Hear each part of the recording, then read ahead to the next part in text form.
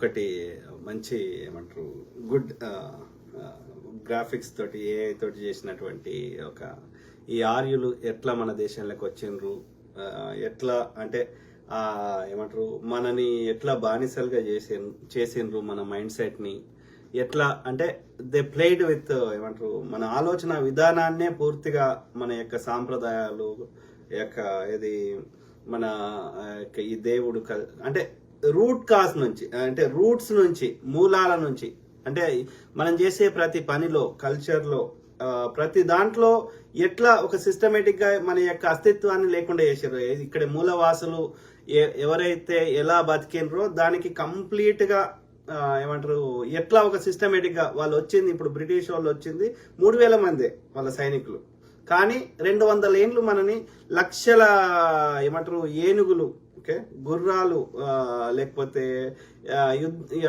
యుద్ధ ట్యాంకర్లు, తోపులు ఇన్ని ఉన్నా కానీ 200 ఏండ్లు 3000 మంది ఆ పడవలలో వచ్చి 200 సంవత్సరాలు పరిపాలించి మొత్తం దోసుకొని పోగలిగారు. అర్థమైందా? ఎందుకని? సో మన బలహీనతల్ని వాళ్ళు కరెక్ట్ గా వాళ్ళు తమ అడ్వాంటేజ్కి వాడుకున్నారు. ఓకే, అట్లనే ఈ ఆర్యులు అనే వాళ్ళు పర్షియా దేశం నుంచి, తెల్లతోలు ఉన్న ఆర్యులు పర్షియా దేశం నుంచి వచ్చి వాని దగ్గర మనకంటే మంచిగుంటే వాడు మన దేశంకి రాడు. Let's make it simple. ఇవాళ మనము మనకంటే మంచిగా ఉన్న దుబాయ్ పోయి బతుకుతున్నాం, మనకంటే మంచిగా ఉన్న అమెరికా పోయి బతకాలని ప్రయత్నం చేస్తున్నాం, ఇంకొక దేశం పోతున్నాం. కానీ అడుక్కదినే దేశాలు బంగ్లాదేశ్ పోయి బతకాలనో పాకిస్తాన్ పోయి బతకాలనో ట్రై చేస్తలేము. అంటే వాళ్ళు మన దేశానికి వచ్చిర్రంటే వాళ్ళ దగ్గర లేనిది ఏదో మన దగ్గర ఉంది అని అర్థం, వాళ్ళకంటే మనం మంచిగున్నామని అర్థం. ఈ మంచిగున్న దాన్ని ఇవాళ వాళ్ళు మంచిగున్నారు, మనని మొత్తం నాశనం చేశారు. ఓకే, సేమ్ థింగ్ విత్ ఈ ఆర్యుడు వాని దేశంలో అన్నీ ఉంటే మన దేశంకి వచ్చేవాడు కాదు. అంటే వాడికంటే మనం చాలా ఉన్నతంగా ఉన్నాం. ఉన్న వాళ్ళని ఒక సిస్టమేటిక్ గా వచ్చి ఇవాళ ఏ స్థాయికి తీసుకొని బానిసలు చేసిండు ఈ దేశంలో ఉన్న అందరినీ. ఎందుకంటే వీళ్ళు పొద్దుగా లేస్తే శ్రమణ పరంపరలో భాగంగా శ్రమను నమ్ముకొని బతుకుతారు, బుద్ధిజీవులు కాబట్టి వీళ్ళు పొద్దుగా లేస్తే ఏది ప్రశాంతంగా ఈ యొక్క ఎవరిని ఎవరిని యొక్క ఏమన్నా ఇబ్బంది పెట్టకుండా, ఎవరిని దోచుకోకుండా ఏది ఒక వ్యవసాయం చేసుకోనో లేకపోతే ఏదైనా చేతి వృత్తులు చేసుకోనో వాళ్ళకి తోచిన పని చేసుకొని సంతోషంగా ప్రశాంతంగా బతుకుతున్న ఈ మూలవాసులని ఈ దోపిడీదారుడు వచ్చేసి వాడు రాగానే వాడు తెల్లతోలు ఉన్నాడు, ఇక్కడ కష్టపడి పొందు పని చేస్తాడు కాబట్టి నల్లతోలు ఉన్నారు. ఈ నల్లతోలు అందరినీ వాడు ఏమన్నాడు? శూద్రులు అనేసాడు. శూద్రుడు అంటే తక్కువ వాడు అని అర్థం. ఇప్పుడు ఇవన్నీ మిగతా కేటగిరీ లేవు, ఓన్లీ శూద్ర కేటగిరీ. ఓకే, సో తర్వాత ఇక మళ్ళీ ఇందులోకి వెళ్ళి ఒకరిని వానికి ఫేవర్గా చేసుకోవడానికి మళ్ళీ సబ్ డివిజన్ చేసిండు. అందుకే స్త్రీలు కూడా భారతదేశంలో ఇక్కడ మూలవాసులైన వాడు వచ్చేటప్పుడు వాడు ఆర్యుడు మగోడే వచ్చిండు, వాళ్ళ స్త్రీలను తీసుకురాలే, తెల్లతోలు ఉన్న స్త్రీలను తీసుకురాలే. ఓకే, వాళ్ళ జాతి ఆర్య జాతిని. సో కాబట్టి ఇక్కడున్న నల్ల స్త్రీలని మూలవాసులని ఓకే వాళ్ళని కూడా శూద్రులు అనేసాడు. కాబట్టి శూద్రులు అనేవాళ్ళు ఆర్యుడు అంటే గొప్పవాడు, శూద్రులు అంటే ఈ ఆర్యునికి సేవ చేయడానికి బ్రహ్మ పుట్టించాడు. ఇందులోకి వెళ్ళి ఎవరినైనా తనకు ఫేవర్ చేసుకోవాలి, బ్రిటిష్ వాడు ఎట్లయితే కొంత ఫేవర్ చేసుకున్నాడో ఆ ఫేవర్ చేసుకోవాలని చెప్పి వాడిని మళ్ళీ సబ్ డివిజన్ చేసిండు. వీడు పద్మ బ్రాహ్మణుడు, వీడు విశ్వ బ్రాహ్మణుడు, వీడు నాయి బ్రాహ్మణుడు, వీడు యొక్క ఏది ఏమంటారు క్షత్రియుడు, వైశ్యుడు అని. లేకపోతే మిగతా బ్రాహ్మణుడు ఒక్కడే దేవుడు భగవంతుడు, మిగతా వాళ్ళంతా శూద్రులే. సింపుల్. ఓకే, సో ఆ క్రమంలో చివరిలో మీ కామెంట్స్ అవుతా. అంతకంటే ముందు ఈ వీడియో మనకి అంటే ఒక పక్కా అంబేద్కరిస్టు వాళ్ళు క్రియేట్ చేసారు. అలా ఎగ్జాక్ట్ 100% ప్రతి అంశము యాజ్ ఇట్ ఈజ్ నేను నమ్మకపోయినా 80 to 90% రియాలిటీ దగ్గరకు చెప్పిండ్రు. కాకపోతే ఆ గ్రాఫిక్స్ ఆ యొక్క చెప్పే విధానం బాగుంది. సో కాబట్టి అది చెప్తూ దానికి సంబంధించి నేను ఎక్స్ప్లెనేషన్ ఇచ్చే ప్రయత్నం చేస్తా. ఓకే, ఆ క్రమంలో చూద్దాం.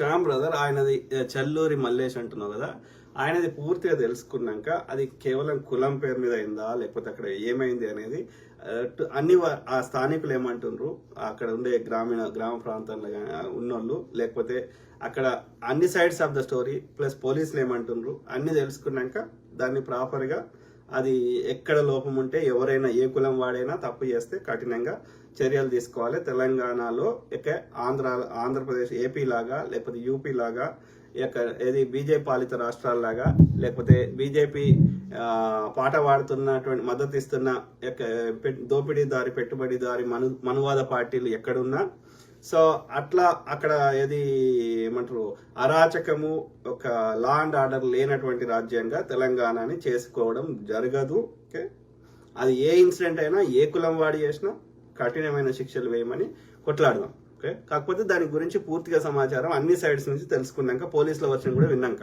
ఓకే ఆ క్రమంలో ఇది మనం ఇది చూద్దాం.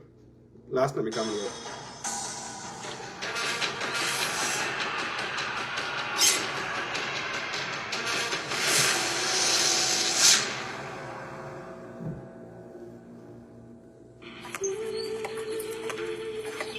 పచ్చని ప్రకృతి సంపదలతో తులతూగుతున్న భూతల స్వర్గం మన భరతఖండం.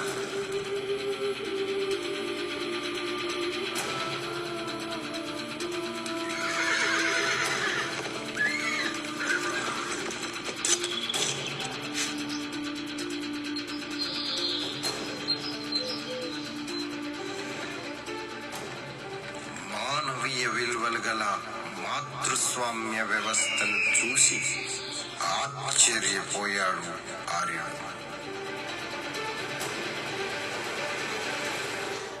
అంటే ఆ టర్మినాలజీ మాతృ సంస్థ మాతృ వ్యవస్థ అంటే ద ఉమెన్ కి ఇక్కడ మూలవాసులు స్త్రీకి చాలా గొప్ప వాల్యూ ఇచ్చేవారు. సో ఇప్పుడు ఎట్లయితే ప్యాట్రియార్కల్ అంటే ఏమంటారు మగవాడి ఆధిపత్యము మగవాడిదే అన్ని నడుస్తుంది, మగవాడికి ఇంటి పేరే అన్ని A to Z. ఓకే, అలా లేకుండే ఇక్కడ మూలవాసులది. Okay, women use to be everything. ఇప్పుడు ఆయన వాళ్ళ తల్లి పేరు పెట్టుకుంటాడు కదా, ఆయన పేరేంది, ఆయన అది సినిమా వచ్చింది చూడు శాతవాహన్లది, సో శాతకర్ణి. సో వాళ్ళ తల్లి పేరు రాసుకునేవాడు. ఓకే, సో ఇప్పటికీ కొన్ని ఆదివాసీ తెగలలో ఇప్పటికీ ఉమెన్కే ఆస్తి హక్కులు ఉమెన్ పేరు మీదనే అట్లా ఉండేది. ఓకే, సో ఈ ఆర్యుడు పూర్తిగా complete opposite, male dominated society, అన్ని మగవాడికి అనుకూలంగా చట్టాలు ఉంటాయి. సో వాడి చెత్తని ఇక్కడ ఇక్కడ తల్లి దేవత. ఇది మూలవాసుల కల్చర్ లో స్త్రీ అంటే ఒక నదితో పోల్చడము, ఒక ఏమంటారు ఒక సెన్స్, ఒక మృదుత్వము. She is the provider.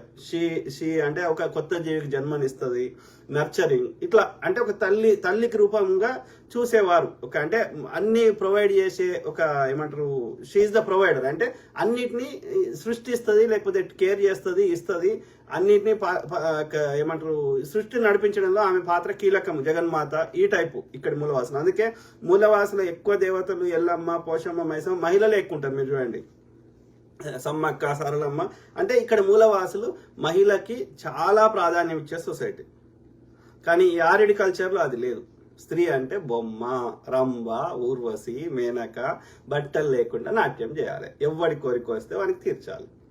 వాడేం చేస్తాడు, తాగుతాడు, మాంసం తింటాడు, సోమరసం తాగుతాడు, తందాన. వాళ్ళు అందుకే సురులు అంటారు వాళ్ళని.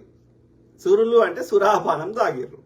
అసురులు అంటే నో, సురాపానం తాగలేదు ఈ మూలవాసులు. ఓకే, అందుకే దేవుళ్ళు ఆర్యులు అంటే దేవుళ్ళన్నా ఆర్యులన్నా. ఓకే, సో వాళ్ళ కన్నులు అరమోడుపుగా ఉంటాయి. ఎందుకుంటాయి? Half closing, half open. Because they are always drunk. తినరు, సాలిడ్ ఫుడ్ తినరు, ఆల్వేస్ తాగుడు. ఇది దేవుళ్ళు చేసే పని. కైలాసం భూమి మీద ఉన్నప్పుడు స్వర్గము ఆకాశంలో ఎట్లుంటది, నరకం ఆకాశంలో ఎట్లుంటది, వైకుంఠం ఆకాశంలో ఎట్లుంటది మీరు చెప్పండి. దేవభూమి అని పిలుస్తారు. ఇప్పటికీ మీరు ఉత్తరాఖండ్ కానీ ఉత్తరాఖండ్ పైన ఉన్న ఆ హిమాలయ ప్రాంతాలకు వండి వాటిని దేవభూములు అని పిలుస్తారు ఈ రోజు కూడా. ఓకే, ఉత్తరాఖండ్ కింద అంటే యూపీ నుంచి కిందికి వస్తే, ఉత్తరప్రదేశ్ ఇంకా కింది ప్రాంతాలకు వస్తే అది భూమి వాళ్ళ భాషలో. ఓకే, ఇక అంతకంటే కిందికి వస్తే పాతాళం, కేరళ ఇవన్నీ. ఓకే, ఎందుకంటే ఆ కింద పోతే దండకారణ్యం ఉంది, అంటే అడవులు ఉన్నాయి, దట్టమైన అడవులు ఉన్నాయి. అంతకంటే కిందికి వస్తే సముద్రం ఉంది. అర్థమైందా? సో అది పాతాళం అన్నట్టు. ఇందుకెళ్ళి కిందికి పోతే ఇక పాతాళం, అంటే సముద్రంలోకి పోతాం, అది పాతాళం వాళ్ళ భాషలో. వాళ్ళు ఉన్నది ఏది అంటే ఉత్తరప్రదేశ్, ఆ పరిసర మధ్యప్రదేశ్, ఈ ప్రాంతాలు మాత్రమే భూలోకం. ఓకే, ఆ ఉత్తరప్రదేశ్ పైన ఉన్నాయని దేవలోకం. అంటే ఈ ఆర్యులు ఉండేవారు, దేవుళ్ళు అంటే ఆర్యులే. ఓకే, సో అది అట్లా డివిజన్ చేసుకున్నాడు. స్వర్గము అక్కడే ఉన్నది, కైలాసం ఒక దగ్గర ఉంటే, కైలాసం ఇంకా హిమాలయ పర్వతాలు ఉంటే, ఈ ఉత్తరాఖండ్ ఈ ప్రాంతాల్లో ఈ దేవభూమిలో ఒక దగ్గర స్వర్గం ఉండే, ఒక దగ్గర నరకం ఉండే, ఒక దగ్గర ఏమంటారు ఈ యొక్క వైకుంఠం ఉండే. ఓకే, అంటే ఒక్కొక్కరు ఒక్కొక్క ఇల్లు కట్టుకున్నారు. సింపుల్ గా చెప్పాలంటే ఒక్కొక్కరు ఒక ఇల్లు కట్టుకున్నారు. విష్ణుమూర్తి అనే ఆయన ఒక దగ్గర ఇల్లు కట్టుకున్నాడు, దాని పేరు వైకుంఠం అని పేరు పెట్టి. ఇవాళ మనం పెట్టుకుంటాం కదా, రాజు నిలయము, ఇంకో నిలయం అని పెట్టుకుంటాం కదా. ఇంకో ఆయన కైలాసం అని పెట్టుకున్నాడు, ఇంకో ఆయన బ్రహ్మలోకం అని. అందరు ఒక్కొక్క ఇల్లు కట్టుకున్నారు, పెద్ద పెద్ద ఇది విలాసంగా. ఓకే, ఇక ఈ దేవుళ్ళు అనేటోళ్ళు, ఈ ఆర్యులు అందరు కలిసి స్వర్గలోకము దేవలోకం అని కట్టుకున్నారు ఉత్తరాఖండ్ ఆ పరిసర ప్రాంతాల్లో. సింపుల్. ఓకే, సో అంటే ఈ నరకం కాన్సెప్ట్ ఏంది మళ్ళా అంటే, ఎవడన్నా ఈ భూమి మీద అంటే ఉత్తరప్రదేశ్లో మధ్యప్రదేశ్లో ఈ భూమి మీద ఎవడన్నా తప్పు చేస్తే వాళ్ళందరినీ తీసుకుపోయి బతికుండగానే తీసుకుపోయి వాళ్ళని కాల్చుడు, సంపుడు, రకరకాలు చేసుడు. అలా మంచిగా చేసిన వాళ్ళనేమో ఆ స్వర్గంలో పోయి సుఖపెట్టుడు. ఇదన్నీ భూమి మీదనే, ఆకాశంలో కాదు, ఎక్కడో లేవు, ఇక్కడే. ఓకే, అట్లా క్రియేట్ చేసుకున్నాడు. అది వాని ఆర్యుడి యొక్క పరిపాలనా విధానం అది, లేకపోతే ప్రజలందరినీ కంట్రోల్ చేసే విధానం అది. అట్లా క్రియేట్ చేసుకున్నాడు, అంతే. సింపుల్.